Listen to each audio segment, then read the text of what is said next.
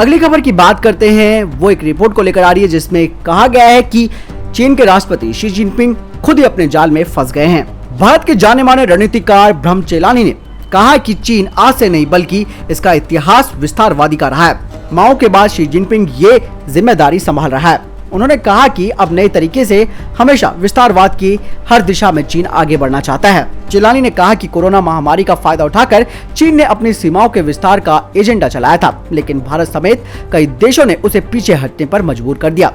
वो दक्षिणी चीनी सागर में भी इसी तरीके का एजेंडा चलाता रहता है। दरअसल ब्रह्म चेलानी अक्सर चीन के बारे में तथ्यों को लेकर विचार व्यक्त करते हैं। चीनी मीडिया को उनकी खरी बातें बहुत कड़वी लगती है और फिर उधर से उनकी बातों को तोड़ मरोड़ कर जवाब दिया जाता है। चेलानी ने खुद बताया कि उनके आर्टिकल्स के बाद ग्लोबल टाइम्स तुरंत जवाब देता है और ये 2018 के बाद उनका 10वां ऐसा आर्टिकल है जिस पर चीनी मीडिया बौखला गया है। दरअसल चेलानी ने कहा कि भारत ने चीन के साथ तुष्टीकरण का व्यवहार जब से छोड़ा है, जिसको देखकर चीन की हालत अब खराब हो रही है। शी ने पीएलए की सेना को कहा था कि वे सीमाओं पर अपनी सुरक्षा की स्थिति को मजबूत करे, जिसके एवज में चीनी सैनिकों ने गलवान घाटी में हमला कर दिया था। इसके बाद जवाबी हमले में जब उसके कई सैनिक मारे गए और ऐसा 4 दशक में पहली बार हुआ जब चीन का कोई सैनिक यूएन पीस मेकिंग मिशन के अलावा कहीं मारा गया।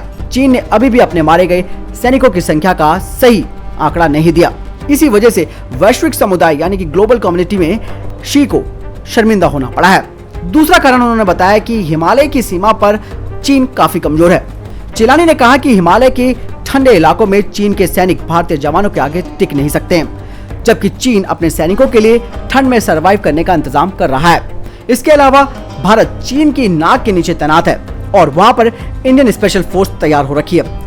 भारत ने पैंगोंग लेक इलाके में कम से कम 20 पहाड़ियों पर डोमिनेंट पोजीशन ले ली है। भारत की स्पेशल फ्रंटियर फोर्स चीन के नाक के नीचे ऑपरेशन चला रही है।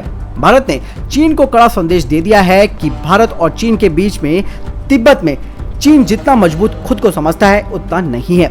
तिब्बत के लोग चीन को अत्याचारी से ज्यादा और कुछ नहीं समझते हैं। चीन चाहता है कि जिस तरह से उसने दक्षिणी चीनी सागर पर अपना दबदबा बनाने की कोशिश की है, ऐसे ही वो हिमालय के इलाकों पर अपना दबदबा बनाना चाहता है। लेकिन साफ कह दिया गया है उनकी तरफ से, चेलानी जी की तरफ से, कि ऐसा करना चीन के बस में नहीं है।